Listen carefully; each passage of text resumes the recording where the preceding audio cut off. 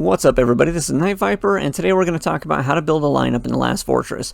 Basically, I want you guys to be able to make your lineup stronger, so that way you can defend yourself or attack the enemy, whatever you need to do. And I'm going to give you all the information I know about building lineups and different tricks that I found along the way to make them stronger. So if you're interested in that, stick around. Don't forget to like and subscribe, but also check out the Discord. I'll put the link in the description because the things I say in these videos I've already gone through on the Discord. I have things that you guys can take to your alliances, share it with them so everybody's on the same page. With that said, let's go ahead and jump into it.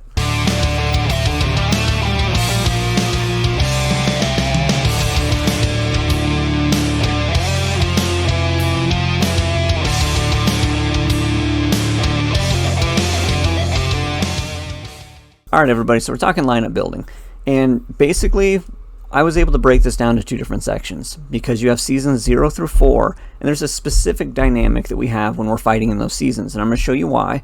But then after season 4, when Haytex gets dropped in season 5, everything changes. But before we jump into that, I want to catch everybody up that's brand new to playing or doesn't know much about lineups. That way we're all on the same page when we go forward into the more detailed stuff.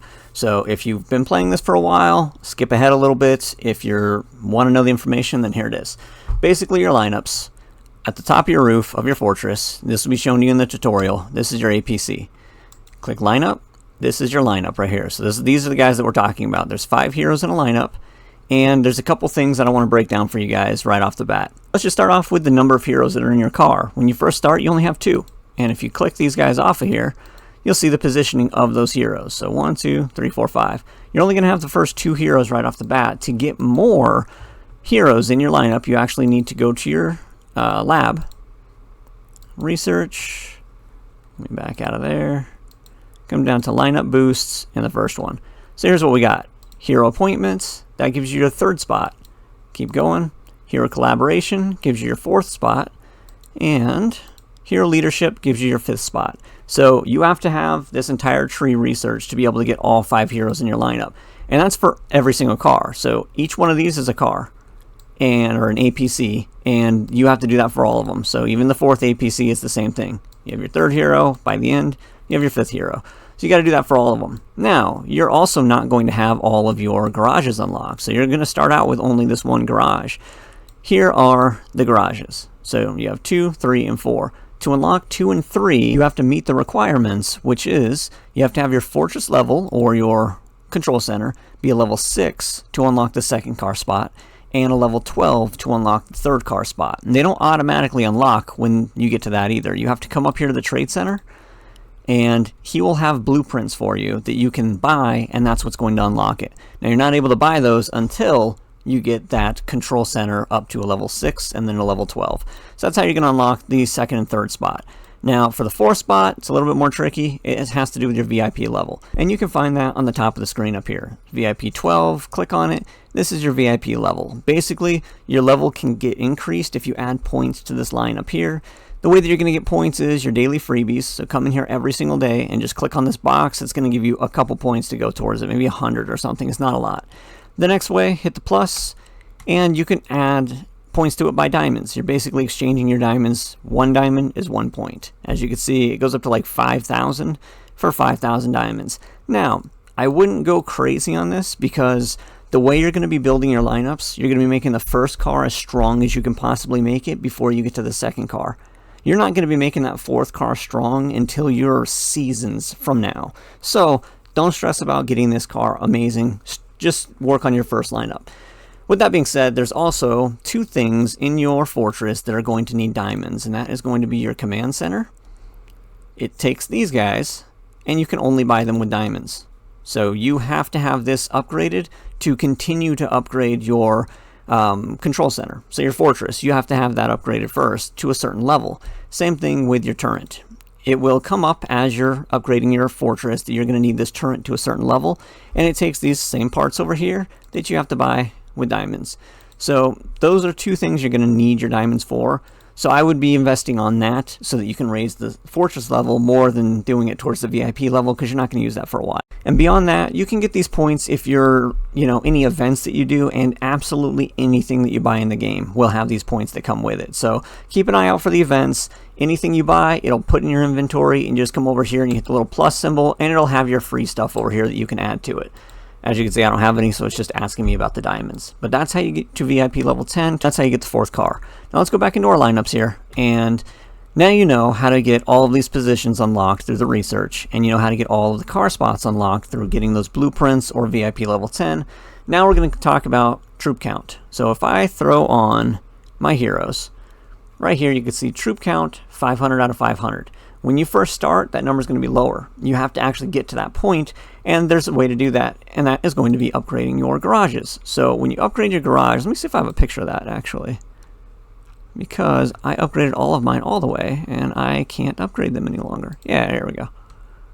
So when you upgrade your garage, it's going to have a little level up button next to it. You click that button, you can then go to this screen here. There's a little exclamation point up at the top. Click on that.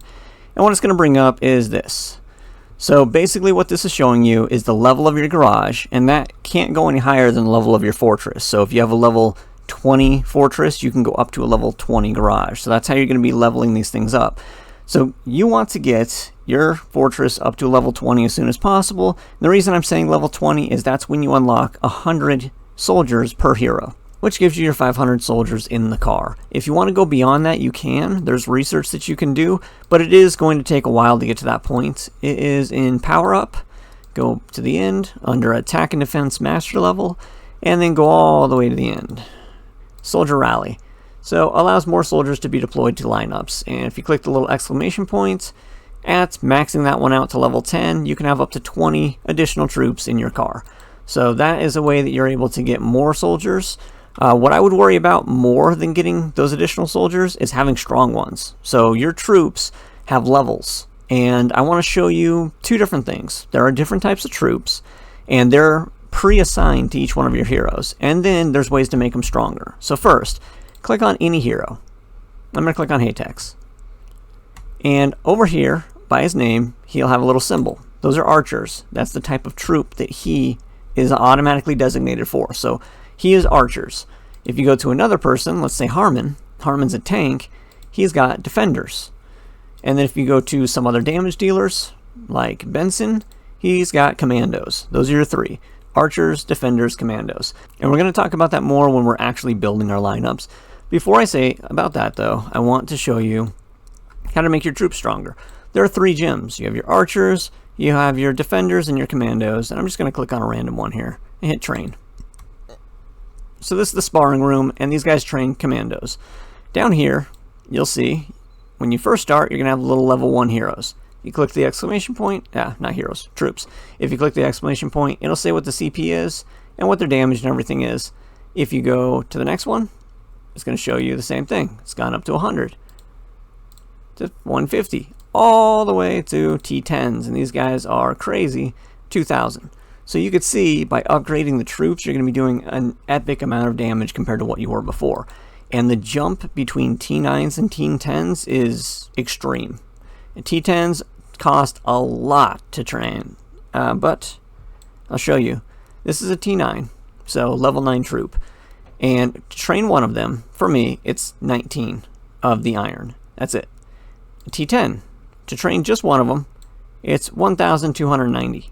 So it is an extreme difference between each one. If I wanted to train 67 of these T10s, it's going to cost me 86,000 of this iron, whereas if I were to do a T9, it only cost me 1,273.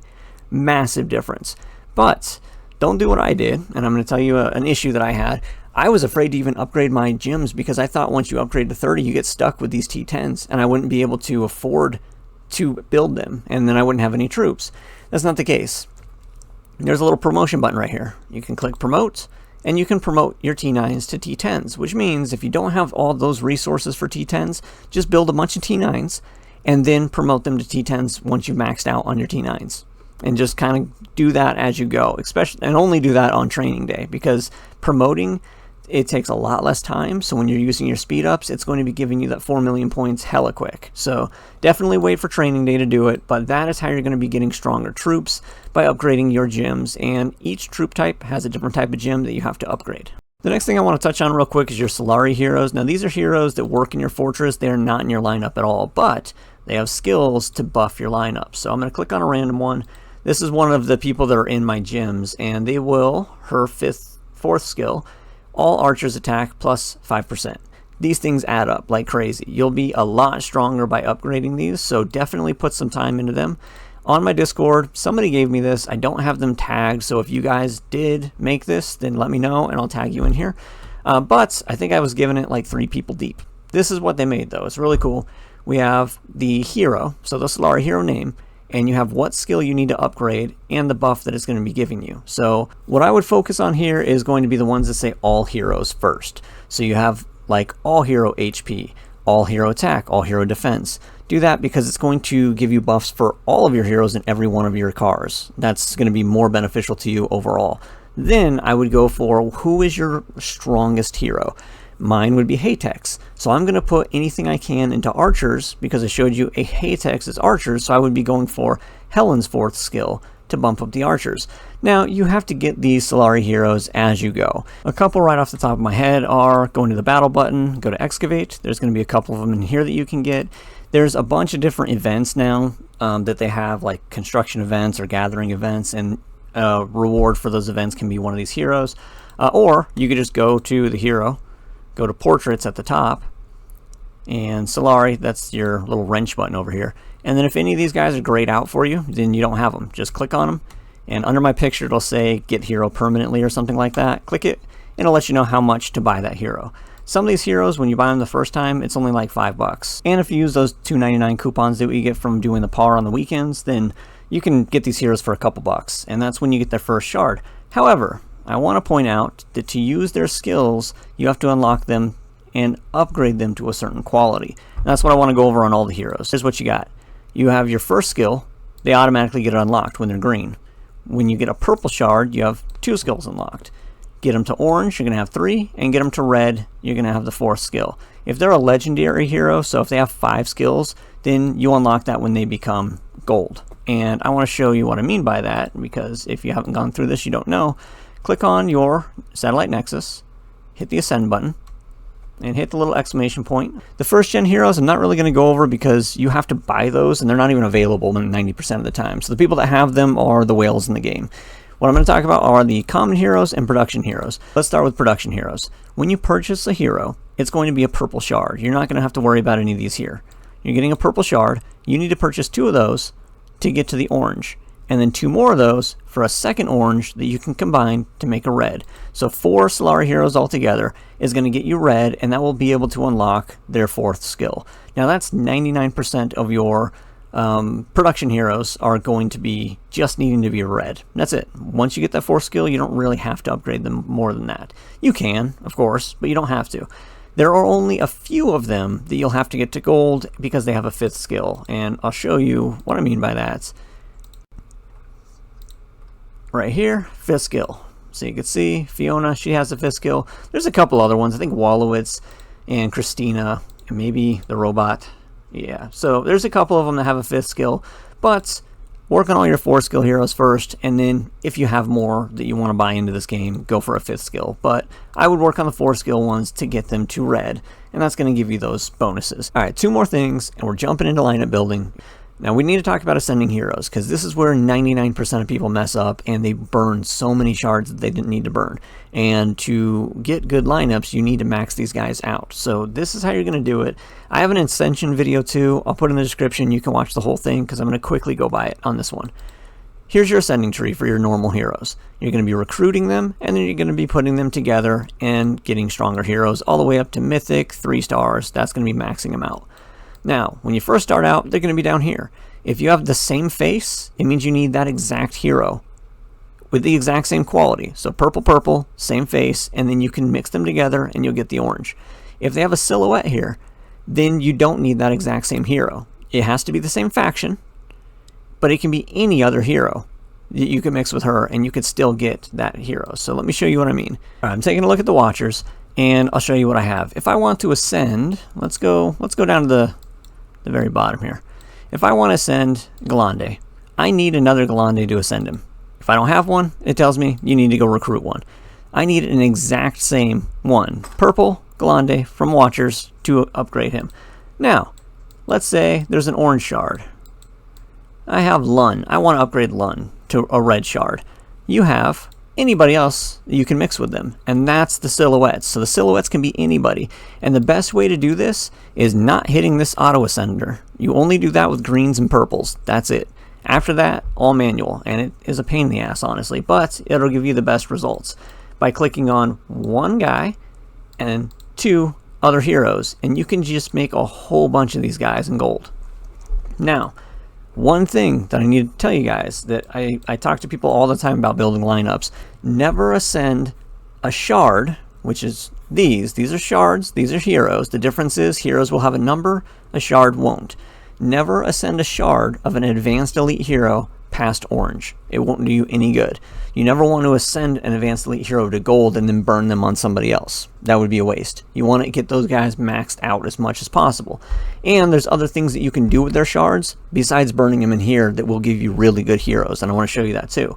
But just know, if you have an advanced elite hero like Roland here, he's a 5-skill hero, you don't want to put this shard here past orange, because as you could see, you can't use a red. He needs another orange to get him upgraded. And if you look at that tree here, orange, orange, this is orange. These can be any heroes. So burn the people that you get the most common. You're getting Lun, 900 Luns. Make gold ones of him and then burn him here. You don't want to burn your advanced elite heroes. And then look how many oranges you're going to need of that exact same hero. A whole bunch. So when you get the golds, burn crappy heroes.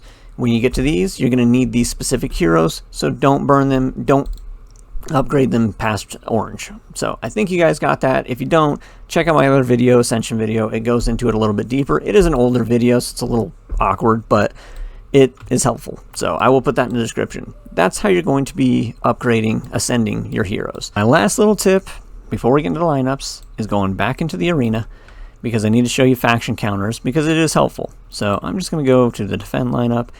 Under my screen, there's a bunch of little symbols, different colors. It looks exactly like this.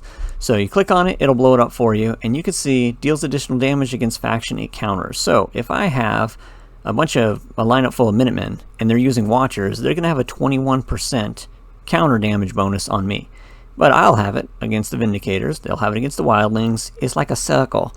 So this is something to pay attention to, that if you are very well evenly matched with your opponent and they have a faction counter, they may beat you for that reason. So definitely something to take a look at, especially during your exploration or your arena. This really comes in handy when you're doing stuff like that. Out on the field, it's hit and miss, and I'm going to show you why, because it depends on how people build their lineups. Just like the faction bonus that you could get a massive faction bonus, but if your lineup's not built with the right people, that won't make a difference. People are going to demolish you. So let's now jump in finally to lineup building. Hopefully that first section helps you guys out. I may put a chapter right here just to jump ahead. So let's jump into the lineups here. This is your front row, this is your back row. In season 0 through 4, your front row are tanks and your back row are damage dealers. It's going to look like this. Like Harmon and Lund, those are tanks. These guys here are your damage dealers.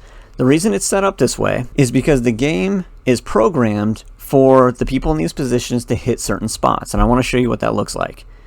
So if none of these heroes had any skills whatsoever, this is where they would hit. You'd have position 1, 3, and 4, they'd all target the first place guy. Position 2 and 5 would target your second place guy. So these guys in the front are getting hit the most. You'll see what it looks like when you attack them right here. Same thing, just opposite direction. The tanks are taking all of the damage, and when the tanks die, then your back rows are going to start fighting each other, and whoever is still left alive wins. Now, what you want to do is you want to have heroes that have skills to make it so you can jump this whole tank situation, jump over and kill their damage dealers. If you can do that, you win, because the tanks can't do damage, so once the damage dealers are dead, it's your round, you win. And that's what I want to go over, is what heroes can we put back here that have specific skills that can jump over the tanks and target the back row. And to make it a little bit easier, I made a resource for you guys. I put together the spreadsheet, and it may be hard to see on the camera right now, but basically what I did was I put every hero, the faction, the season, if they're a strength or intelligent hero, which we'll go over in a second, and are they a damage dealer, a tank, support, do they have shields, everything. Everything that I could think of that would be helpful to put on these guys, including what type of damage do they do? Is it mass damage? Is it back row? Are they targeting a specific skill? And it's all checked out here. So you can take a look and see what each one of these are. And I did it by season. So season 0 is from here all the way up. And then you have a couple heroes from season 1 through 6 when they drop those. And that way you guys can say, well, I have Benson. What does he do? Okay, well, he's a strength hero that's a damage dealer that hits all enemies, burns them for 2 rounds, targets both front and back row. And on top of that, his skills can be stacked up to 5 rounds with his gadget, and he's going to be giving the Minutemen an additional 8% damage bonus. You just look at the chart right here and I'll show you everything, so you don't have to click on every single hero. So that's what I've been trying to put together for you guys. And the reason I have it set up that way is because recruitment's different for everybody. You're going to be recruiting different heroes than I am. And so if I go there and I say, for season 0 through 4, Watcher is the meta lineup, get all the Watchers as much as you can and get them because they target the right things. Cool. But if you don't recruit those guys, then what? So I want to show you a way that you can look at your lineups and build the strongest lineup that you can possibly have with what you have, and then work towards those meta lineups. For that, we're going to look at 2 things. It's going to be the skills and their stats. If you look at Laurel, for example, her first skill is taking tack damage to 3 back row enemies. So she's jumping over the tanks. She's coming from here, jumping straight over the tanks, and she's hitting only the back row. Those are the damage dealers. She kills them, you guys win. And that's somebody that's specifically targeting those damage dealers, especially with her ultimate weapon, which is the gadget down here, and that gives her additional 15% when targeting the back row. So she's got a lot of back row hitting going on here. But she's not the only one that targets back row. There's other heroes like Marlin. She also targets the back row. Her first skill, she hits 2 random back row enemies, so it's not guaranteed which one she hits, but she's going to hit those. And that's for every faction. You know, in the Vindicators, you have Blanche. She's going to be hitting 1 back row enemy. But the good thing about the Watchers is people like Laurel that are going to be hitting all of the back row. You also have Benson and Minutemen that are going to be hitting all of the enemies, period. So there are heroes in every faction that you could be recruiting that are going to do well. And this is a way that you can put them together by knowing what the stats do. So just taking a look at the stats real quick, this is what your stats are. You have strength, intelligence, agility, vitality, and luck. Those are your stats. When you click on any hero, doesn't matter who it is, look at the first 2 stats. That's going to tell you what type of damage this hero does. If they're strength, it's going to be giving them weapon damage. If they're intelligence, they're getting tack damage. As you can see with Haytex here, his number is bigger on intelligence, so he is an intelligence hero. He's dealing tack damage. So anything I can put on him that boosts up tack attack or intelligence, that's going to be giving you additional damage boost. And that's what you're going to be looking for. Gear that boosts up damage on anything that you possibly can. And with gear, it's better to do percentages than it is actual stats. Like plus 14 isn't as good as 14%. So just remember that.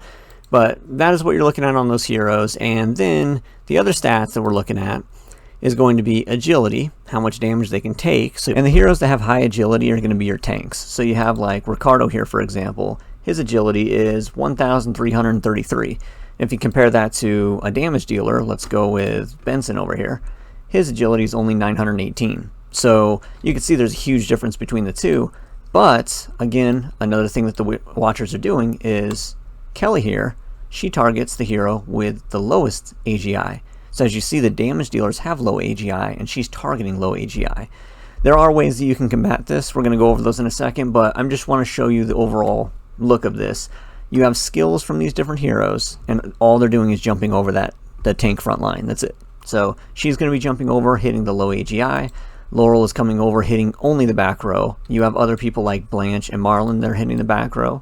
And then you have heroes like Galande, for example. He has a special one because his deals damage to 1 enemy. And that's going to be the enemy that has the lowest HP. So if you have your other heroes attack first and knock somebody down, he's going to come in and kill them. And if he does, he gets to hit twice. That's his big skill. So if he kills the target, he gets to hit another target, and he's targeting the ones with the lowest HP. So somebody that's already hurt, he can then hit twice, which is most likely going to hit the back row twice. And then if you throw gear on him, that's death gear, plus 20% damage after defeating the target enemy. So now he hit with a special skill, and it's done a ton of damage, and it killed somebody that was already hurt. Now it's targeting the next person that's already hurt with a second strike that has 20% more damage behind it. So he can literally take out the 2 of the back row targets in 1 strike if they're low enough in HP. Now you can see why the Watchers are obviously like a force to reckon with in these first couple seasons. With that said though, they're putting in gadgets and specialty gear. Now, any hero with specialty gear is going to be better than any of the other gear that we have right now, but you have to buy it or win it. And honestly, from what I've seen, it costs less to buy it in packs than it would be to actually win it. So if those packs become available and you want the gear, I would go that route, because if you try to actually win it, like on that little Monopoly board looking thing, it's going to cost like $200-300 or more just to get lucky enough to get all the items that you need. Whereas if you were to get it in the packs, it's like $150 and you can apply coupons to it. So if you have those, that's something that you can do towards those. And again, that's still a crazy amount of money for gear, that I think, personally. I would like to see that where we can start making these things, but that would lose their money-making clientele, I think. So for now, this is what we have, but there are heroes like Chu, Casino, Bury. These guys' gear, it makes them epic. So those are the ones that I would invest in if I was going to invest in gear. Now, otherwise, Resolute gear, Alpha Bless, and Supercore are going to be your best friends for everybody else. That pretty much is going to be all of your lineups from now on. Except for Galande, he does really good with the death gear. But we didn't get to finish our stat talk right here, so let's go over the last parts. So your agility we went over, that's your tanks, right? The higher the agility, the more damage they can take and survive. Vitality, that's your HP. If that number's low, people like Galande are going to be killing you. And then you have luck. Luck is going to be who strikes first. And it's not only if I have more luck than you have, I get to strike you first. It's also who in your lineup gets the strike before the other heroes. So what you want to do is you want to set these people up with luck based on their skills. For example, we went over Galande and Laurel. So Laurel, she's going to be hitting the back row enemies. You want her to hit first and damage them, because then there's enemies that have lower HP. Then Galande will come in behind her and take them out. So she needs to have higher luck. You can see here, she needs to have higher luck right here than Galande has. And right now, we got this for her luck, and let's see what I have on Galande. I'm not even using him, so I'm guessing his luck is hella low, because he's a baby. He's a level 1. So as I upgrade him to a level 100, that's going to go up, but I just have to make sure that his is a little bit lower than Laurel's is, and that way she can go in first, or even her and Kelly can go in first, hitting them. Lower them down as much as possible so that he can just wipe them out whenever he gets his skill activated. How do you change luck for the specific heroes? You can do stuff for the whole lineup, and that's like your car builds. You can have car builds that have boosted luck. But for the specific hero, you're going to want to get gear that gives them a luck bonus down here. And let me see if I think I have one around here. So coincidentally enough, on Laurel here, she has this gear, and on the last stat, when you get it to level 20, it's going to unlock plus 30 to luck. That's a way that you can do it. If you have gear that boosts their luck, you can put that on them. Another way that you can do it is by their statue points. And this is the most, coordinated way to do it. Not lucky way to do it, because you can go to any of their statues and level it up. And every time you level this up, you're going to be adding 3 stat points. So you would level this up, and then let me see if I have anybody that's lower so I don't have to waste a whole bunch of resources. There we go, Penny. So I'm going to level Penny up here. And I'll do it, finish now, boom, leveled her up. And right now it's Expand the Fortress Day. It's a good day to do this on because you get points for it like you saw. So now I can go to my Penny and I can increase her stat. So I can come over here to the plus symbol and I can add these 3 points wherever I want to add them on. You can see I kind of have it split because I've been playing around with her a little bit, but I can throw a couple of them on luck if that's what I needed to upgrade to get her to, set off her action first. And then you hit OK. Yes, done. So that's what you're going to do for everybody in your lineup. You're going to see what their skills do, who's going to be able to attack the damage dealers, and then you're going to set them off in a correct order using the luck. The people with the lowest AGI are going to have to look out for Kelly. The people with the lowest HP are going to have to look out for Galande or heroes similar to them. And by hero similar, there's other people like Rebecca that can also do damage. So there's other people that target it as well, and that is another thing that I have on here. If you scroll over a little bit, I have targeting low AGI and low HP. Some of these guys just hit at random, and some of these ones hit back row. But specifically looking at these two, you have low AGI being Rebecca and Kelly. They're going to be hitting the low AGIs. You also have David and Winston, but that's a gathering hero and a destruction hero. We don't really need to worry about that. So Rebecca and Kelly are hitting your low AGI. Low HP, again, Kaya, nobody's using her. And Jesse, that's only for healing, so that doesn't matter. Galande and Macklin are hitting your low HP. So those are the guys you have to worry about taking out your low HP and your low AGI. All right, so we're going to move into Season 5 and on now. But want to wrap up Season 4 just with a summary. You're going to want to take the front row being tanks, the back row being damage dealer, focus on back row hitters, low HP hitters, low AGI hitters. That's going to make it so you can kill their damage dealers before they get yours.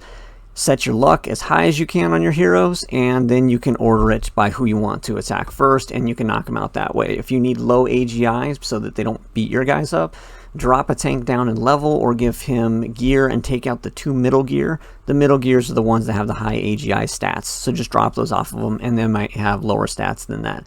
You can also up your heroes' AGI through your statue points as well if you need to make it so they don't get hit first. So that is your general setup from SO to S4. In that time, you're going to be recruiting all kinds of different heroes, and we can't say who we're going to recruit, so I'll let you know definitely who not to burn. You don't want to burn your 5-skill heroes at all, but you definitely don't want to burn Enrique anymore, Mira, Benson, Bolton, or Ricardo.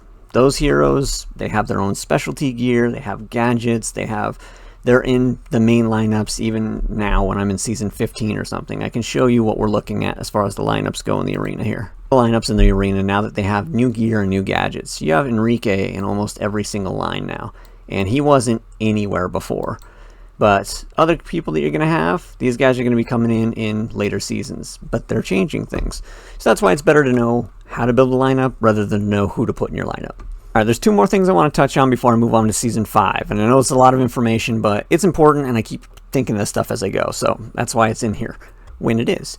But there's one thing that happens in Season 4 that is a mini game changer. It's not that big, but it definitely will give you an edge, and that is gear that comes out. It is called Mental Control. So Mental Control is good because every normal attack launched by the enemy has a 50% chance of inflicting it on the wearer. You're going to put this on a tank. Then instead of your tank having to be in the front row, you can move them to the back row. Now when you have people that are targeting the back row, they're going to be hitting a tank, and it's just wasting one of those targets. So that's something that you can play with. You can move a damage dealer to the front, and those normal attacks that would be taking them out is just being redirected. So it's a tiny change, and you're not even going to be using it when you get to Season 5 moving forward. That you're really going to be jumping into your Resolute and your Alpha Bless. So in Season 3, make as much of that as you possibly can, because that's when those come out. I want to show you the last thing that I probably should have brought up in the beginning of doing this, but I just remembered right now. So here we are. We have the arena. I'm going to go in, and we're going to fight somebody. I'm going to fight this guy because he's higher. So here's what we got. You will have a little focus meter that comes up over your head. That focus meter will fill every single time you hit an enemy, and every time they hit you. That's important because the people in the front row are going to be taking a bunch of damage from everybody over here, which means their focus meter is going to fill up the fastest. So they're going to be using their skill. When the focus meter fills up all the way, that's what triggers the skill. So I want to show you guys that in real time, in real fast time because I have it ×4, but you'll see. And we've begun. Boom, he's already activated. He's halfway. And as you can see, every time he gets hit, it fills up. Boom, we're on the next round, and it's all the way up. And that's the damage that Haytex just did. So once they get their little bar filled, they can use their special moves. All 3 of these guys are going to use their moves in a minute. Boom, he used his. There goes hers. And she's going to do some healing. And now we just have the tanks left. The damage dealers are dead. And that's what you want to do to win these fights. Kill the damage dealers, the tanks can't do anything, and you're fine. So that is what you're looking at. You fill up your focus bar, they're able to use their skills. The front row is most likely going to be using the skills before the back row because they get hit the most. Now we're going to move on to Season 5 and what changed. So in Season 5 we rolled out with 2 new heroes. We have Victoria and we have Haytex. These guys changed the game a little bit, especially Haytex.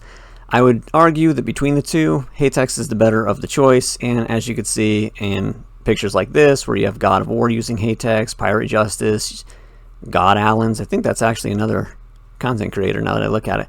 But all these guys here have been using Hatex. This is an older picture. They've updated their line since then because we've had all kinds of new stuff come out. But when they came out, it changed from targeting back row to mass damage. You want to do as much damage to everybody as you can, and the way you're going to do that is by stacking skills. You want to take the effects that people have as their special skills and stack them as much as you can on top of each other, and that's either with the skill, with the gadget, with gear, whatever you possibly can to stack these things up. And I'm going to show you some examples on how to stack their skills, because it's easier to show you than to tell you or for you to read it on my Discord. So take a look at this lineup, for example. Everybody here stacks skills in some way to another person. You have people that are tanks, you have healers, you have a support hero here, you have damage dealers here and here. Hatex actually runs as both a damage dealer and a tank. That's why he's so epic, because he can also heal himself. But let's look at the skill stacking that these guys can be doing. This is not the best lineup in the world. You really don't want to be using Koba that much. She's good for some things, like Zombie Legion. She's amazing with Benson, and I'll show you why. You can actually see the label that I put on these guys being Zombie Legion. But let's say you have the first guy here, Ricardo. He's in spot number 1. He's going to chain 3 enemies together, and that way when one of them takes damage, they all take damage. If he ends up chaining all the damage dealers, that's the ultimate, because then you get to hit them all at once. Now if he chains them up, and then Hatex comes in after him and targets them and shoots his massive amount of freaking damage missiles at him, then he can kill all of those guys in one shot. If he's got enough power, if they're weak enough, right? Let's say they're strong heroes and you need a little more than that. Then you have Koba over here who's going to target these guys, and she's going to target all of the enemies, and she's going to mark them. When they get marked, she's actually going to make them take 100% more sustained damage for 2 rounds. Sustained damage is burning damage, and her weapon makes it so that burning status of the target lasts 4 more rounds. So instead of it just lasting 2 rounds, you have 4 more rounds. Then you got Benson over here. Benson has the fire damage. He burns people. So they're going to be having a burning state for 2 rounds. Then you add his gadget, additional 5 rounds. So he's lighting people on fire up to 5 rounds, and 4 of those rounds he can be having 100% more damage by having it link up with Koba's if you put them to go off in the right order. So Koba's going to have more luck than Benson. That's a hard thing with Koba, because she has a skill that screws up her luck. So that's why she's not the optimal person to have. But regardless, even if she goes a round later than Benson, they're still going to overlap now because of their gadgets. So there's going to be multiple rounds where it's hundreds and hundreds more damage that these people are getting because we're stacking them.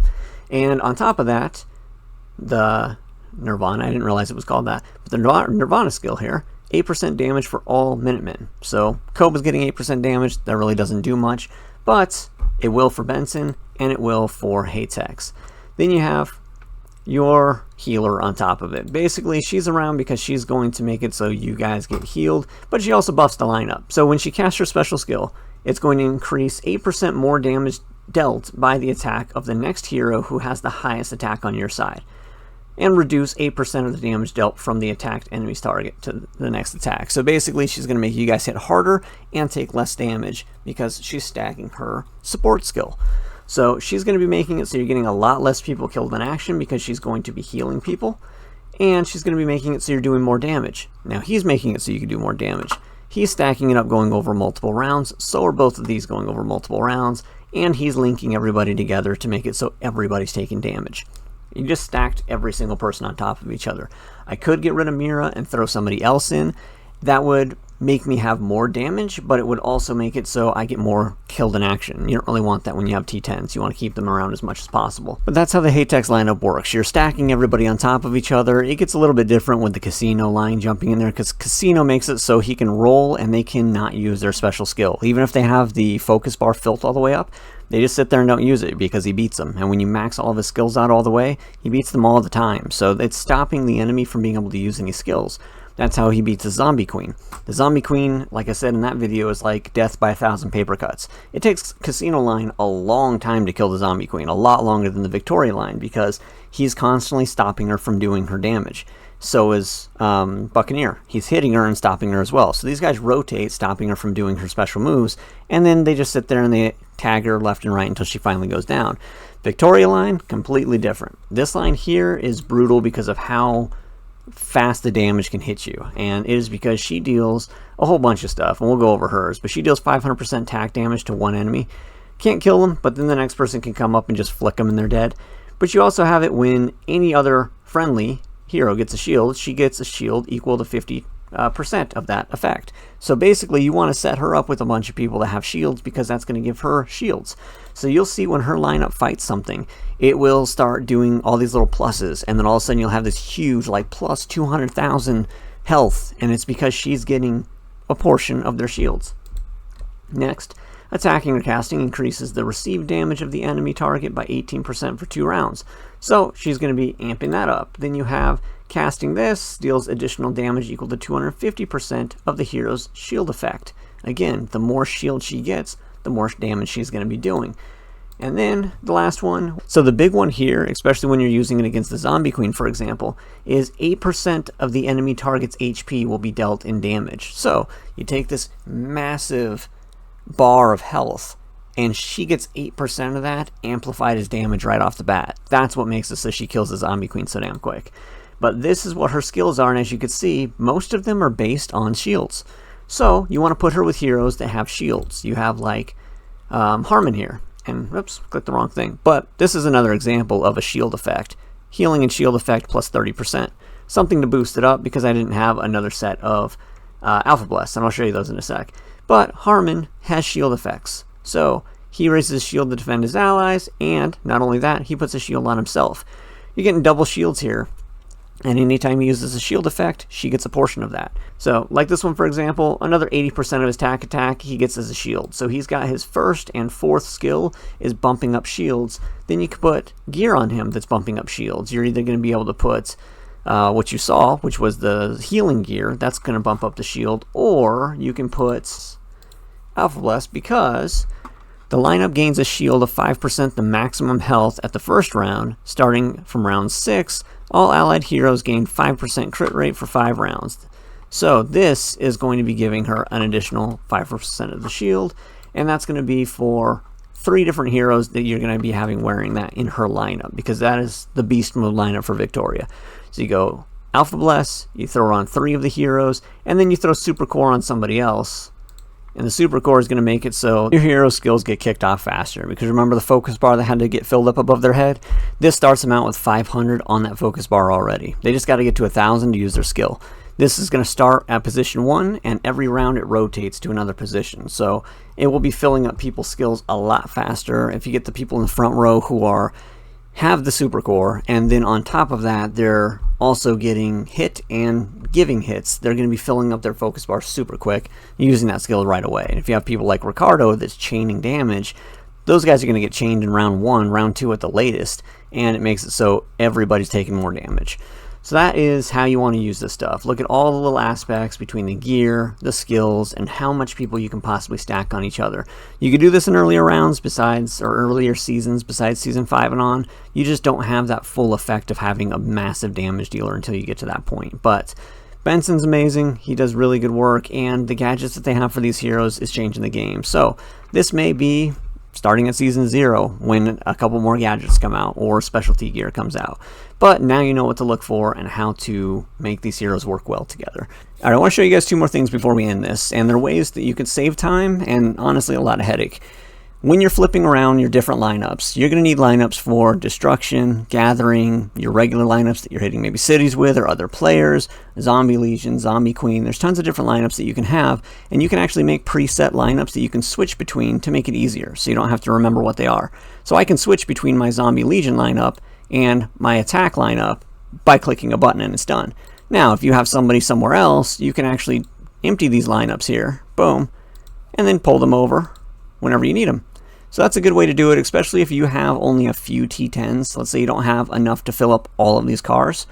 Then the system, if you have T10 selected, it's going to throw it into whoever you fill first. So if I accidentally filled these guys first, or I took this group off, these guys are going to get defaulted with my T10s, and that is a pain in the butt.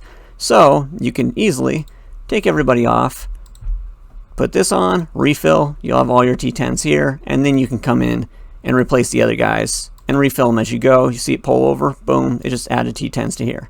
So that is a way that you can do it to kind of, build your lines a lot faster. The way you do that is by clicking Adjust Lineup, and you can put them in here. So if you have people that you want, let me get rid of these guys. Actually, I have the button for that. And I'm going to put random people in this lineup so you can see it's a different type of lineup. We'll put these two. I'm going to hit Adjust Lineup, and I'll pick who I want to replace. I could say Replace Current Lineup, boom, yes, and now they're in there. So now I can switch between these heroes and my other preset lineups. Boom, just like that. Now, if you want to rename it, you push the little pencil button here, and it'll let you rename it. You can't have any spaces in it, though. I'll just put empty. Everybody's on vacation. They took a plane. Boom. And now this is going to be my empty one, so I can empty it, because I always like to have one of those because it makes it easier to drop people off the line if you need to. Adjust it, replace, boom. There's my empty lineup, and I can now switch between having all my heroes on there to not. And these guys currently have one of my heroes, so we need to empty them so I can get my heroes back from my main line. And it's that easy. No more clicking over here, no more dealing with any of that stuff. You just click and flip, and you have your lineups on there as you go.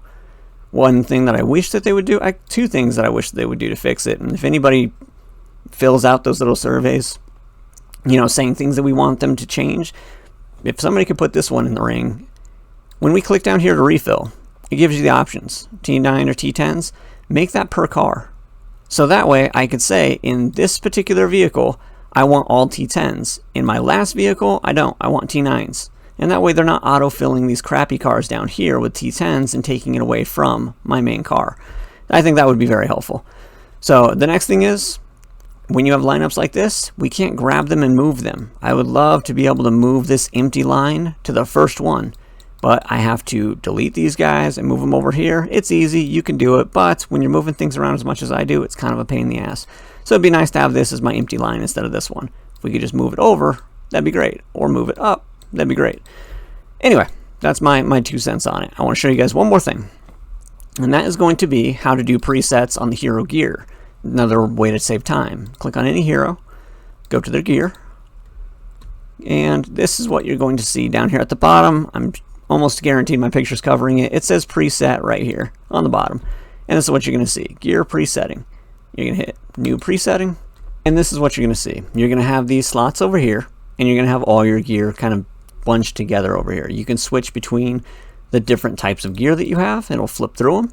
And these are going to be your best friends up here as the sorting. But I want to show you a couple things first. So you have your 4 spots. You can pick whatever you want to do. Let's say I want Reaper gear. I can hit place, and boom. I can do that with all of these. I can click Reaper, Reaper, finish it out, boom. Now I have my Reaper gear. If anybody is wearing this currently, like if I did hers instead, I can click and it'll show me that she's wearing it. So all these other ones, nobody's wearing it, but if I click her, I'll see she's wearing it. When you try to put it on somebody, if another hero is wearing it, it'll give you a warning saying, whoa, this is on another hero, are you sure? Always look first to see who it's on, otherwise it's a mystery on which one of your heroes no longer has gear, and that sucks. So definitely click here, find out who it is. You can name it up here, click the same little pencil, Reaper, and if it's gear that has intelligence or strength, like if it's one that has both, I will put if it has that. And watch, I'll show you, I'll save real quick. There's the Reaper, but you can see I have Ripper gear INT versus having Ripper gear strength. It'd be cool if we could move these around too, honestly. That'd be awesome. But I have Ripper INT here, Ripper strength here, and Resolute INT, Resolute strength. So you can label them as you see fit. But I'm going to go in here and I can edit this again, or I can hit this button and that will actually put it on that hero. We can delete it. This pins it to the top in case you make a bunch of them. You can get them pinned. So boom, you can pin these guys at the top of it or unpin them. And if you want to edit it, you can hit edit and we can pick something else that goes in here. I want to show you guys, if you hit the filter button, you can filter it by type of gear. So I'm going to filter Supercore this time, and I only want Strength Supercore. So it's going to wean those out and show me only the Strength Supercore, and I could say I want this one replacing, I'm going to go, looks like all my super core is taken up. So Lun, you're going to be missing some stuff in a second. Go with Lun, boom. And this one here. I'm surprised Lun, oh, Lun's got that one. This guy's sitting here doing nothing. That's why it's good we're doing this. So now I have my super core gear. So you can come in here. You can't do spaces, but you could put super and then do like one of those little underscore things. Core. Oh, I'll put super core. My bad. Underscore. Boop. How dare you? And this is strength, did I say? I think I said strength. Boom. Let's see. Super core strength. Yep. And now that's what it's labeled. Hit save. Boom. And now I have a super core strength one that I can flip between them. And I can put them on this hero. Click. And it'll say, whoa, some of the gear and this is on another hero. Are you sure you want to do that? I hit yes, and it switched to this hero. But again, keep an eye on what you're doing because it sucks looking through all your heroes to find out who's missing gear.